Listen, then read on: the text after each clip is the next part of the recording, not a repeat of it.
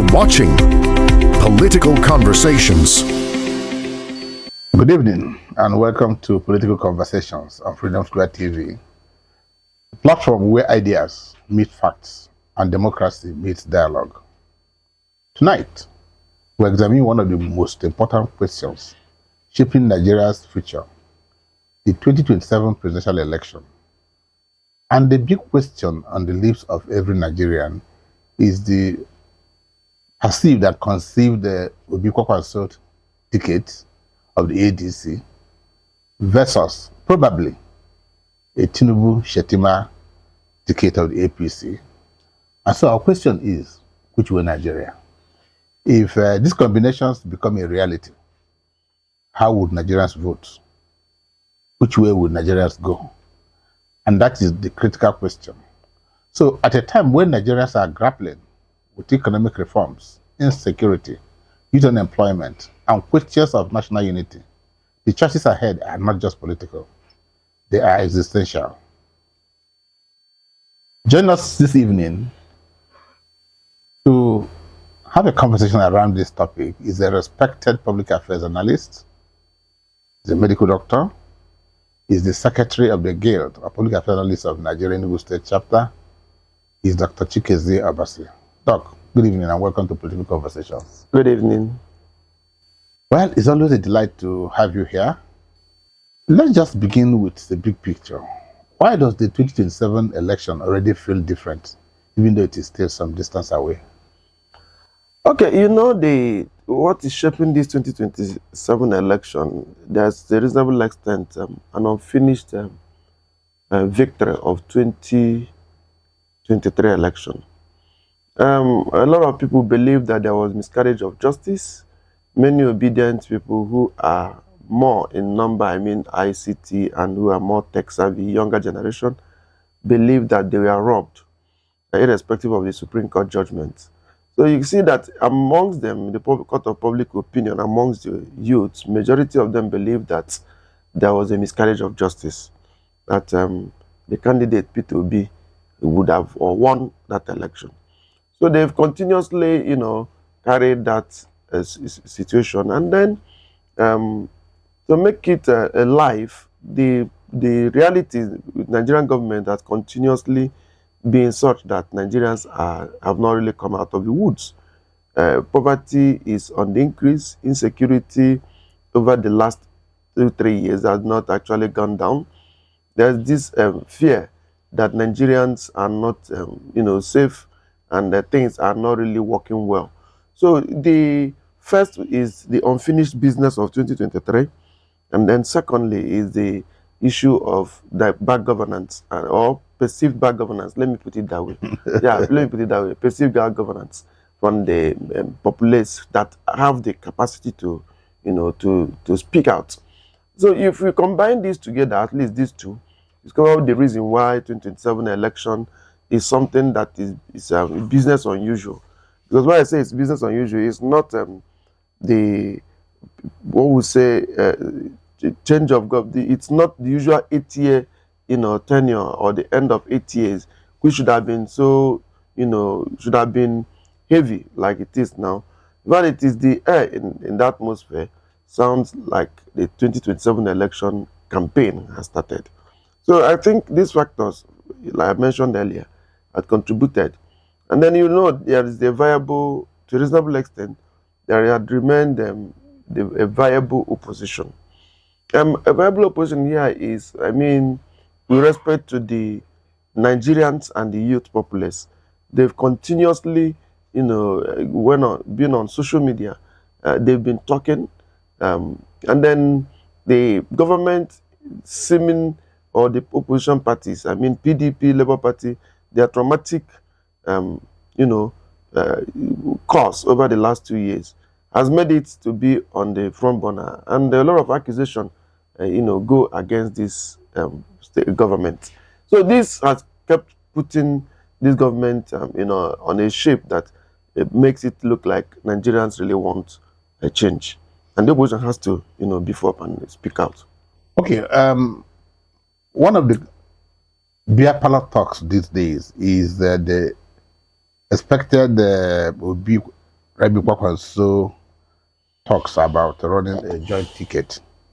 And so how would this measure fundamentally change the maths or the mathematics of 2027 compared to 2023? Okay, first, the 2027 election, Obi Kwankwaso, as I think today, Obi is in ADC. Kwankwaso is still in NMP. Yes. But I know that former President Obasanjo have been working behind the scene, according to information we have, to see if Obi and Kwankwaso will fly the ticket. So the first question, or the first thing we have to understand is, it's not an easy thing. Kwankwaso naturally relies on the voting strength of Kano, and the financial strength of Kano.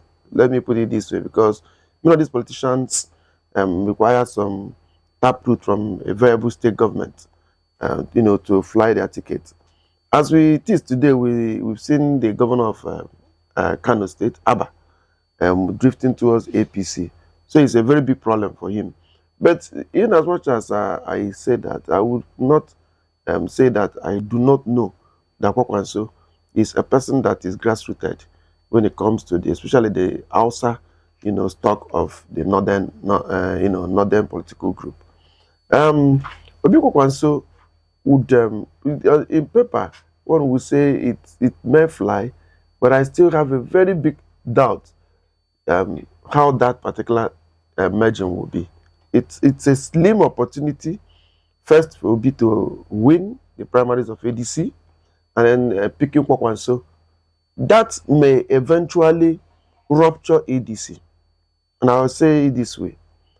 If you take a look at the merging of ADC, who are the members? The members are Rotimi Amaechi, Alhaji Atiku Abubakar, El Rufai, Ahuru Boshola, and a few others. Up until last month, Obi was not a member of ADC, except I think towards the end of December when he joined. So you begin to ask, what has been the contributions of, Alhaji Kwankwaso in the formation of ADC? Would it sound well if Obi picks ticket tomorrow? Probably in the next 5 months, because I think the primary should be in the next 5 months. If he picks ticket, and of the whole people that have worked for ADC to stand, you goes out to pick Kwankwaso. You might see a repeat of what happened in 2023. It was the same thing. 2019. Remember when Atiku Abubakar picked Peter Obi as his running mate? It triggered a whole lot of disunity among PDP members who felt that Peter hadn't paid this price, to merit that. But that's it. So it will be a very tough uphill task, for them to convince other ADC members that if Peter Obi picks the ticket, which is a slim opportunity, it will work. However, if we have Kwankwaso and Peter Obi on the ballot, I can tell you, it will be a very huge movement. Why? Kwankwaso commands a whole lot of youth in the north. In fact, I was surprised to see that Kwankwaso group exists in Enugu. Not until 2023 election, when I saw the caps. But, we have not said the other side of the president, Bola Ahmed Tinubu. We're still coming to that. But I know that if Obi and Kwankwaso, pick the ticket of ADC, it will be a movement. But I will not expect it to be a movement that would have been as huge if it had happened in 2023. Okay, if it had happened in 2023, let's wait and see. But let's go back to Tinubu Shettima ticket. And of course, the APC dynamics.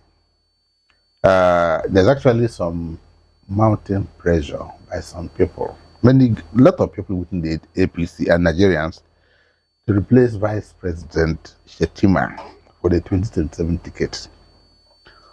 What do you think are the main drivers behind this drop Shettima movement?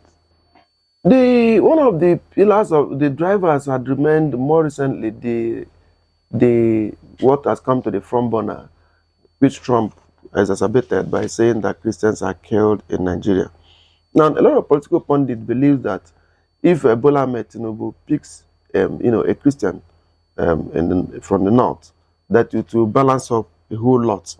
Some are even gone ahead to tip Bishop Matthew Kuka, as a possible candidate, which many of us are fully aware it might be a very difficult task asking Bishop Matthew Kuka to leave. However, let's begin to analyze the political dynamics here.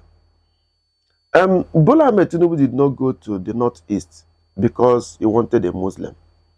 He went to the northeast because he felt Buhari was from the northwest. He has no eye in the northeast. A large Atiku Abubakar was coming from the northeast, so he needs, to balance up that pressure. So let's look at 2023. If you drop Bola Ahmed, if you drop Shettima, how would you explain that to the northeast? It becomes a very difficult one. Now, which other candidate do you think you can pick from the northeast that will maybe a grassroots and a popular candidate to give you that winning magic from that northeast? Remember that the opposition, the governor, Alhaji Atiku Abubakar, is from the northeast. So for me, I heard it, I saw it, but it may not really play out. What may determine a lot of issues? The party vice presidential candidate is always nominated after the primaries, right? So unless there is change, maybe after the primaries with the other candidates, that may necessitate him moving against Shettima. But it might not be too, I may not tell you that it might be too politically sound to replace the guy. Yes. And I will tell you, if you remember, when he made them, he didn't nominate El-Rufai. We said clearly in some of the programs that not picking El-Rufai is a political error. And we saw that in the formation of ADC. El-Rufai was a very serious engine behind, the formation of ADC. So I don't think he might be in a hurry to make a second mistake, but especially when it comes very close to the election. If he takes the cards very clearly and sees that his political strategy may be working, he might leave Shettima, because it may cost him heavier if Shettima goes off, especially if the Shettima and his boys are not properly pacified. With respect to security matters and the mayhem that is going in the north, and many people believe that Christians are being attacked by Muslims. And with the Trumpism, the Trump insistence that Christians are being killed in Nigeria, don't you see, or don't you believe that the Muslim ticket, no matter how good, may not fly again in Nigeria? That's why I'm trying to point out that a lot of issues will when this issue started. Okay, let me put a picture this way. Assuming towards the election, you now hear from Trump that the government of Nigeria has done so much in protecting the Christian folks in Nigeria over the last few months. What would you do? It will change the dynamics. I hope you understand that. Supposing he says the opposite. Yeah, if he says the opposite, then it becomes clear. That's why I said that the Trump effect has a whole lot, in keeping Shettima or losing Shettima. It all depends on the dynamics, especially in insecurity, that would occur. However, he would not want to lose the Northeast. He would not want to lose the Northeast. He would not want to lose the Northeast. But would you say, in honesty, that Nigerians vote based on performance and policy, or are the old factors like ethnicity, party loyalty, and structure still dominant? And if you think about that, how would you respond to the critics who claim that Tinubu administration has favored Southwest in appointments and projects? How damaging is this Southwest agenda to his election bid? You know why he's first of all, party loyalty is off. Nobody is loyal to any party in Nigeria now. People are switching gear as if they are drinking pure water. The party loyalty is off. Ethnicity is a serious factor. Ethnicity is a serious factor because one of the factors I keep telling people is that if you pick a northerner today as a party candidate of maybe the main opposition party, it might be difficult to convince a southerner to vote that northerner. Not because the governor, president, or the current government has performed, but they will like see it. Does they not really want to determine that they wouldn't finish their 8 years? Now, if you give a southerner, ticket in the opposition, the southerner need to work extra hard explaining to the northerners that he will only do 4 years, which has already started. Remember, Rotimi Amechi and Peter Obi had said they're going to stay only 4 years, which means they know clearly that ethnicity has a lot to do in, to play in our politics. And when it comes to religion, let me put the two of them together. To a reasonable extent, Bola Ahmed Tinubu worked so hard, to douse the tension of Muslim ticket. One of the prominent vocalists in terms of vocals against the government of Nigeria is Matthew Kuka. And if you remember, immediately he came on board, he tried to make his service chiefs, he tried to bring people from the southern Kaduna, gave Matthew Kuka a voice, gave them an university and so on. And you could see, during this Christian, genocide that Trump brought up, we saw a lot of Christians that went to, as lobbyists. And the prominent of them, even Matthew Kuka had to speak that narrative was not, correct. Which has apologized. Yeah, of course, but he has spoken something. But I'm trying to say that he had been trying as much as he could to go against that religious background. And I know clearly that most of the things many may not have seen, all the lobbying, even Trump backtracking, and then we could see all what you see on the screen, America cooperating with, or Nigeria cooperating with America to fight, insecurity, or to make sure that issue of religion does not escalate. But I think towards the election, we will know more.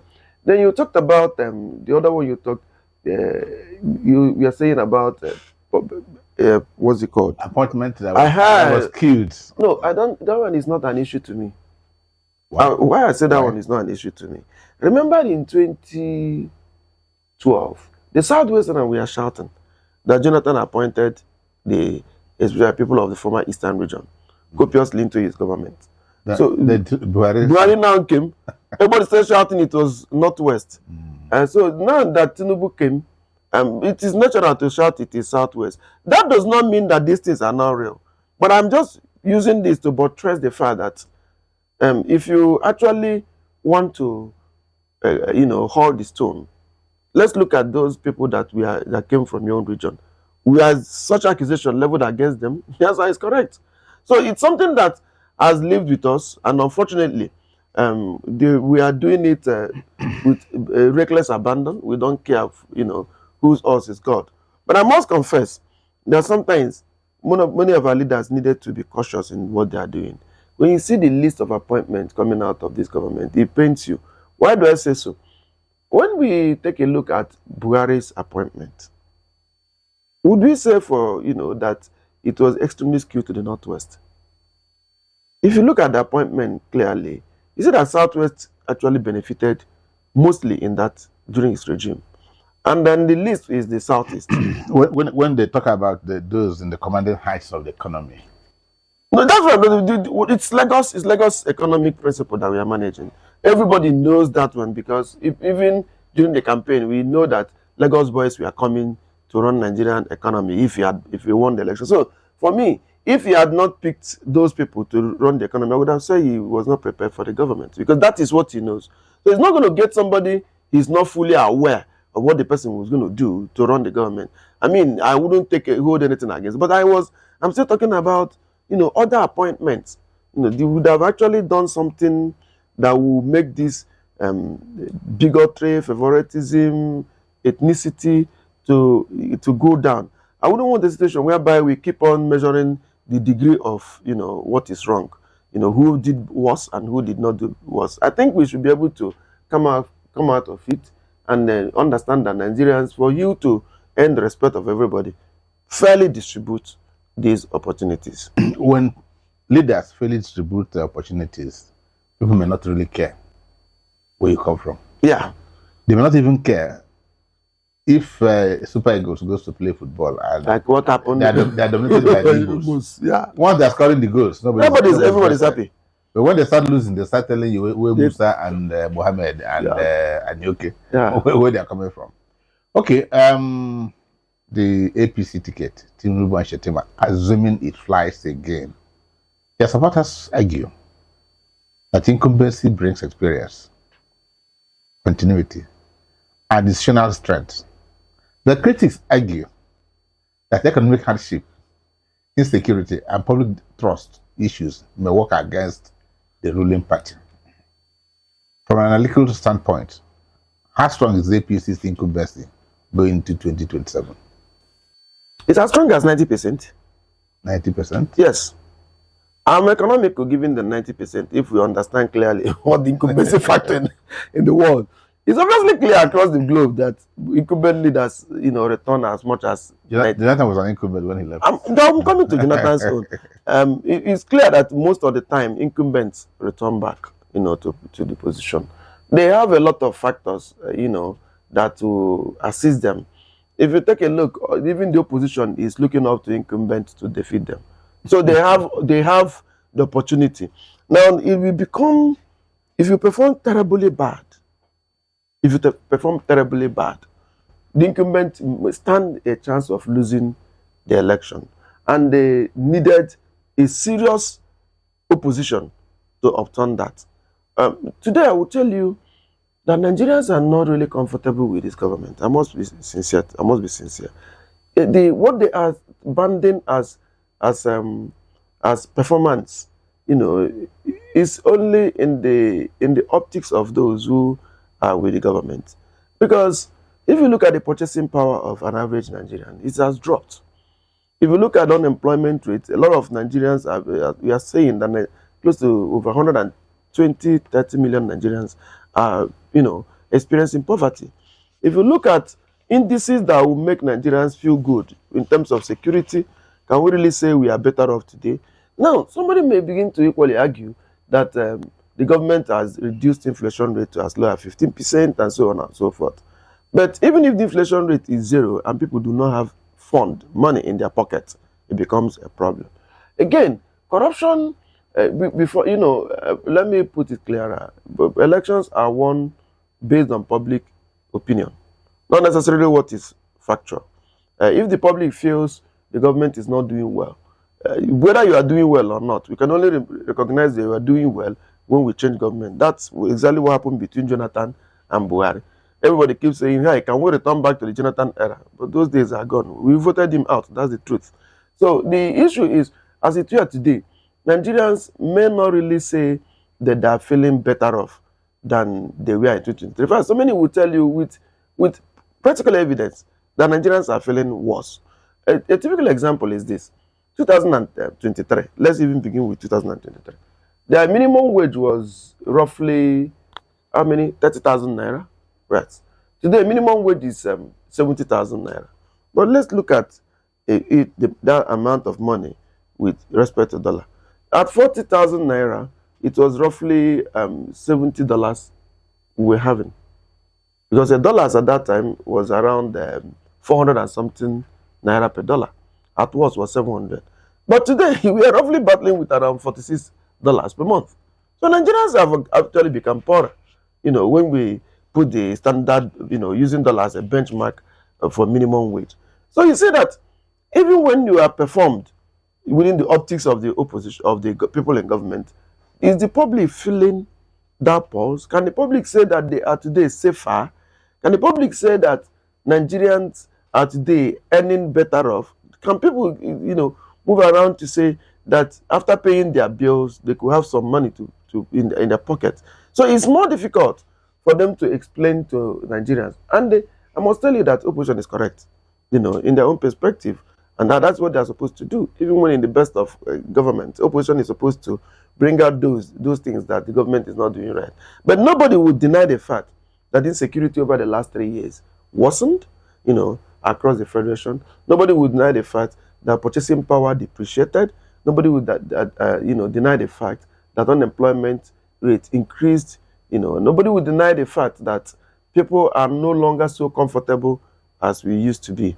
And then the government, for me, haven't done much you know, as much as the opposition is doing to change that narrative. Okay, so worried about the Kwankwaso ticket. Well, and you ask me why. Many see P2B as a technocrat who is focused on physical discipline, production-based economy, while Kwankwaso is a grassroots mobilizer and a social welfarist, believe in distributing welfare to the people. Rashi. P2B is not part of that. So how do these two distinct political styles complement or clash with each other? First, the little I've come to realize about governance is A little to the left, a little to the right. yes, talk is cheap until you get to that situation. Changing the narrative about, you know, taking Nigeria from a consuming nation to a production country or a productive nation is not just talking. It's not just talking. It requires a whole lot of institutional, you know, change, a lot of policy change, and with institutional change is not going to just be that the president wants an industry to be here. That's not just the issue. Of course, if we think it is like that, why did we suddenly lose our NMPC to refinery? We had NMPC that was refining. So the question was not, you know, it's about the institution itself, the corruption. Does the government understand what policies and international, you know, diplomacy? For those who were busy listening to, you know, the meeting in Davos, you know, you see where top diplomatic missiles were being fired. You understand that for a country you take positions, and these positions must come from the point of, you know, leverage. So the question is not you want to change from consumption to production. The issue is what leverage do you have?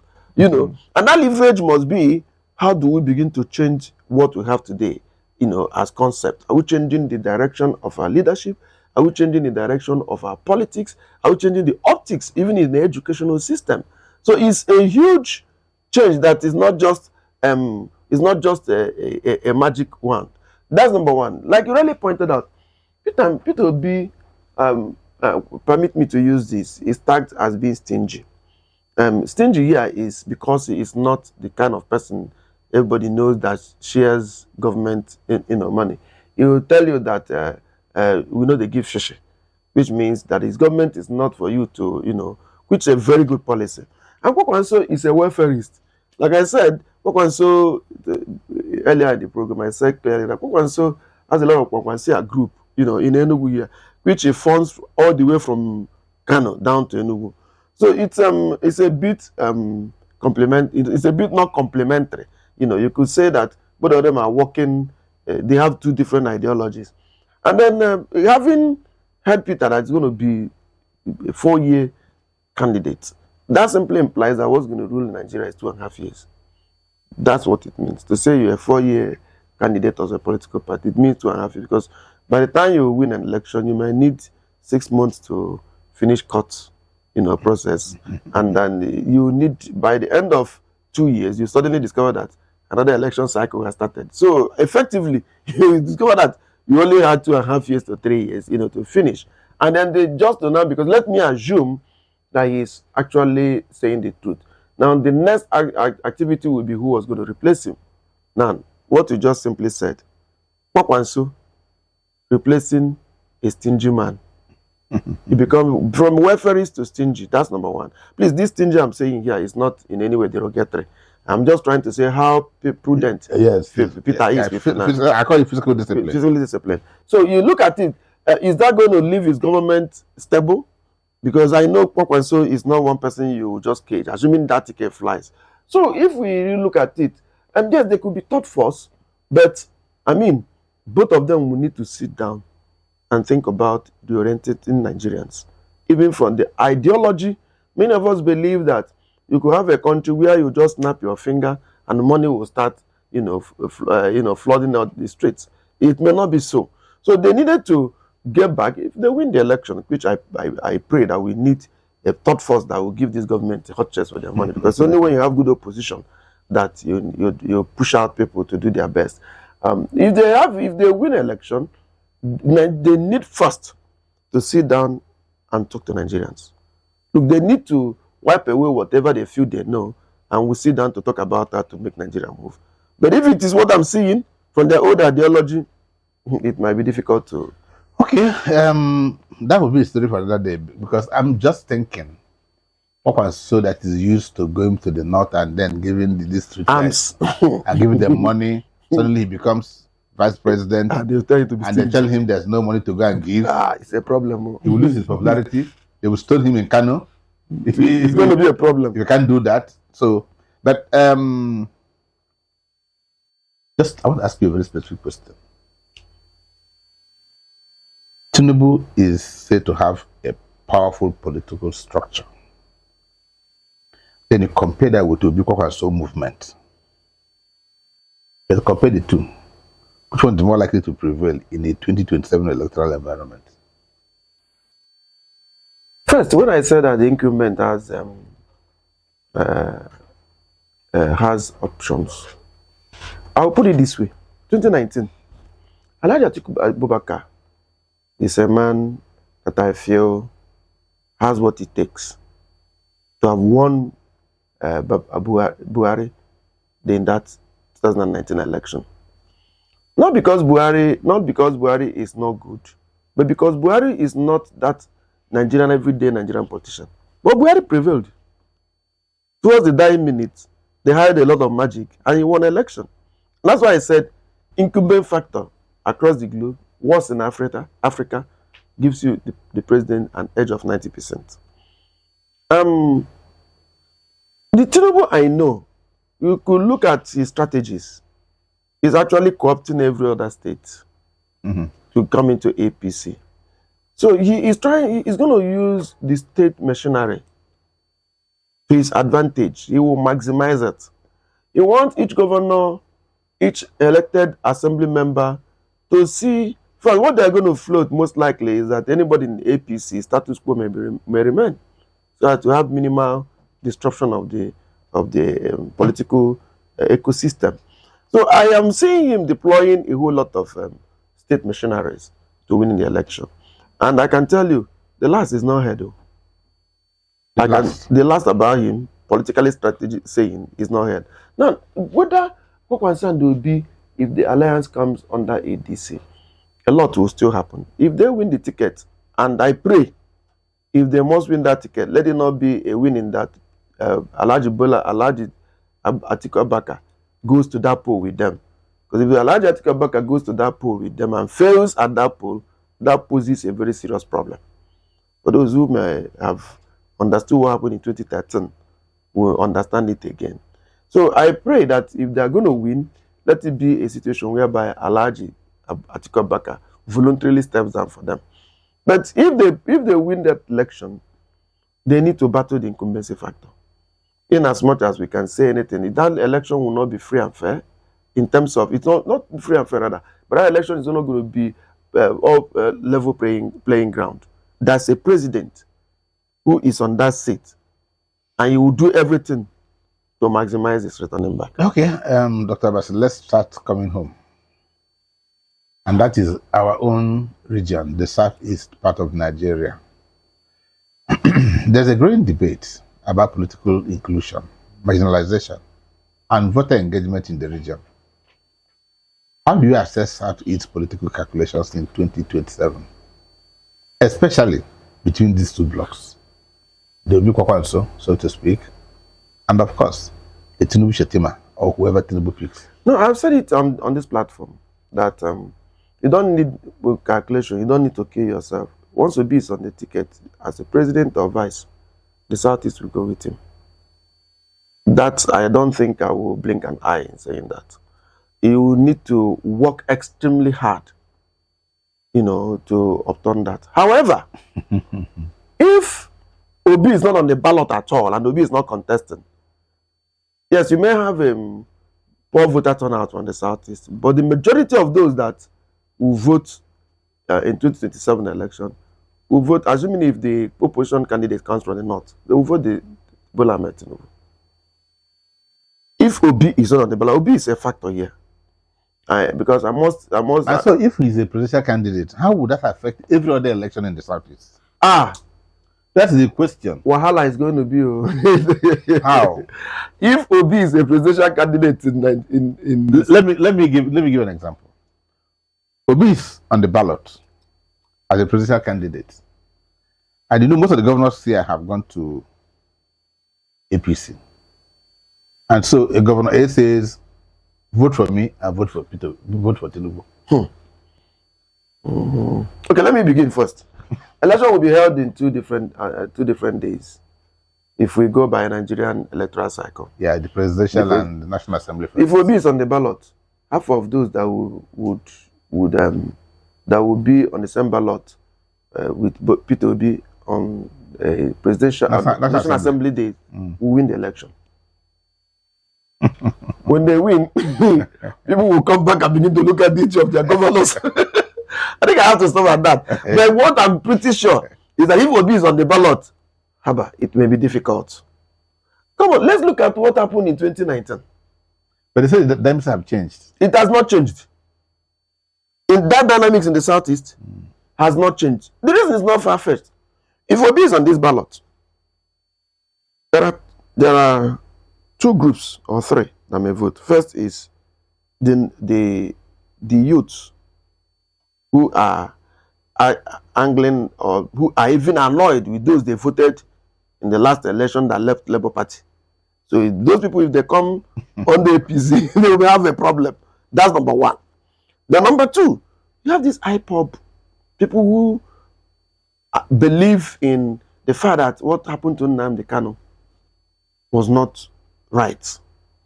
Some of them may not talk, but you can perceive their sentiment if they call on air. Now, if you are a regular radio program listener, or you go on most of these blogs in the southeast, they perceive that the incarceration of Nnamdi Kanu was unjustly done. Now, they only believe that APC has not been good to them, that APC has not been fair. They believe that the president would have actually utilized the presidential, powers to bring about only prosecution on Nnamdi Kanu, which is not forthcoming. So they look forward to another hope. And who is that hope? Peter Obi. And Peter Obi had not shown to be protester. More recently, he was asked a question concerning if he was going to release Nnamdi Kanu. And he said clearly that he's not even aware, let me paraphrase him, that he was not aware of why the man was in the first instance arrested. So to a reasonable extent, there may be sentiment from those who believe that if we vote Peter Obi, he might actually do something. After all, the ones we're having, they've shown that they're not going to release him. So why don't we try a new person? And the third person group will be, this our brother, he is going to win. So which is the same thing that happened in 2019. Let's vote National Assembly members that will protect him. Let them all be in the same political party. It happened in 2023. And you cannot take it away from those people. Because if you go to Southwest, 2027, they are going to vote Bola Ahmed Tinubu and those that are in APC lineup. Their aim will not be, even if, let this our son who is going here, let's vote him and vote those that will protect him, if he goes here. That's Nigerian politics. So that's why I say that dynamics hasn't changed that much. At gubernatorial position, yes, there may be a shift. Of course, there will only be 3 elections in the states, in the southeast then. I mean that of Abia State, at the gubernatorial stage. Abia State, Enugu State, and Ebonyi State. And you might have peculiarities and changes. We saw that in the last election, equally. When we came at national level, only one National Assembly member of PDP stock survived it, which was Nolin Naji, right? But at the state, when it came to state election, we saw the two political parties, Labour and PDP, sharing the house equal, and then the PDP governor winning election. So it becomes at that level, it may go merit, people might begin to look at, let's, put merit here. And then other factors like zoning and rotation of, how positions are zoned within the state might actually play a role. Let me play the devil's advocate. Peter will be first to get a ticket in the ADC. Do you see him going back to Labour? I see obedient urging him to move to another political party. Let me not say. And if he does? Oh? And if he does? They'll still follow him. Peter Obi is not the person controlling the obedient movement. The obedient movement is controlling him. So if he looks at the tone, and the tone is loud enough, he will move. And they will tell you, they've said it clearly, obedient movement has said they are not loyal to a political party, that they're only loyal to the man called Peter Obi. That even if he goes to party XYZ, Isusu party, they will join him. So the party is not the issue, the party is an SPV. In fact, if there is a issue of, what's it called, independent candidate, they would have preferred Peter to be an independent candidate. So, but because he needed a vehicle to move, if he doesn't get the ticket in ADC, I will not be surprised that Tanko, Aisha Yusufu, and so on will mount the next available vehicle and ask him to come in. And I can tell you, a whole lot of youths will want to join him to that. Okay, in all these conversations, it appears we've just decided to forget one political party, the PDP. That one has no candidate. It has no what? They have no candidate for 2027 election. Just forget that one. They don't have, they will not have. I said they don't have, not that they will have, but they don't have candidate for 2027.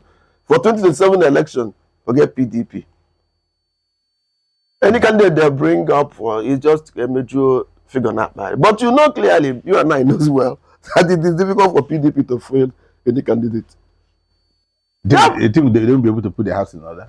How many months? Would they give Wike the opportunity of taking over the mantle of leadership, or will Shey Makinde? Okay. If you take a look again, the political, pundits in Nigeria, those big political, most of them have left PDP. Because they've done the analysis to understand that 4 months is too short a period. Because I think it's only about 4 months now for PDP to put a house in order. Okay, I have just two questions for you before we just end this conversation. One is, you've been following the APC e-registration. Do you think it's going on well? Especially in the Southeast. It's not going on well in the Southeast. Why? What do you think are responsible for this? I've said it clearly that somewhat Southeast didn't welcome APC. And that's why you see that Enugu State with about 50,000 votes, members over the last few days they've done. The only turn is the largest, is the highest in the Southeast. Yeah, Enugu is the highest. Enugu is in the Southeast. So it's difficult. And you know the effort going on by His Excellency driving the e-registration, that actually will tell you the momentum. But I can tell you. But you know they don't like to register at the last minute. And which people? Nigerians. They like to do things when, in fact, at the when. Let's look at it this way. The ruling party is APC. The butter, the bread, and the cake is in APC. And they are not rushing early to be number one. Wait, now, if you have a party register, number one person will be named first before you call number 30. So why would you wait till the 30th person to be the 30th person to register? The truth is that we can't take it away. The Southeasterners didn't like APC. And we could see that from the days of AMPP, the days of CPC, the days of AD, and the days of when these political parties were in their formative stages. It was seen as APC was a party of the Southwest and the North. That's actually could give reason why AMPP, even when Buhari was running with the Southeastern people as running mates. But all those have changed now. It hasn't changed. 4 states in the Southeast are APC. How did they get okay, but 3. How did they get the 3 states? Then the 4th person is also supporting Tinubu. How did they get the 3 persons? However, they got there. No, wait now. You know, when you was only Ebonyi that won as an APC candidate. Yeah. It's only the next election that what of Imo? Imo didn't win as AP. Did he? He won through court. He won. Winning is winning. However, he won. Winning is winning. He went to the court. Yes, now. But this is what I'm going to want that if you take a look, I think it's in 2027. And then I'll still maintain the dynamics of what happens with P2B ticket will determine a lot. If P2B is on the ballot, whether people register in APC or not may become a different thing, different ballgame on the election day. But if P2B is not on the ballot, freely, I can tell you APC will win Southeast landslidely. okay, with that, I just want to ask you to use for a sentence, a minute, a second, whichever one appeals to you, to put all these thoughts together and then talk to Nigerians. Okay, 2027 election is an election that I feel every Nigerian should participate.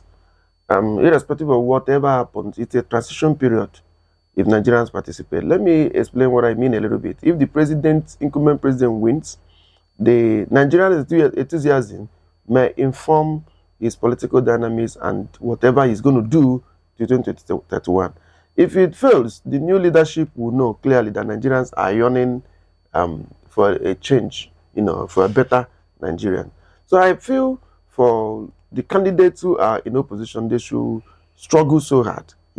I feel for Nigerians who are supporting the opposition, they should work as if they've not started working, so that we bring out the best for our nation.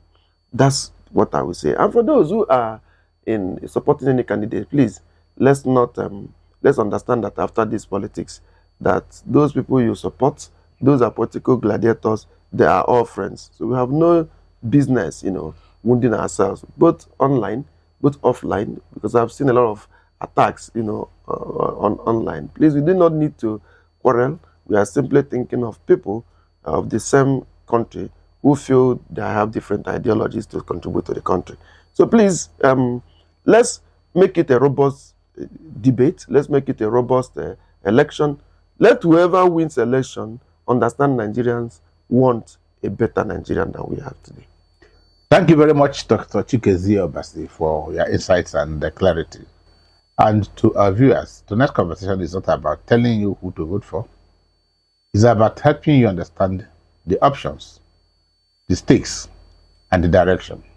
Nigeria's future will be shaped not just by politicians, but by informed citizens. Join us next time, well, perhaps tomorrow, on Political Conversations here on Freedom Square TV. Follow us on our platforms, Facebook, YouTube. Comment, like, and share. That's the only way you will encourage us to do more. Thank you and have a lovely, lovely evening.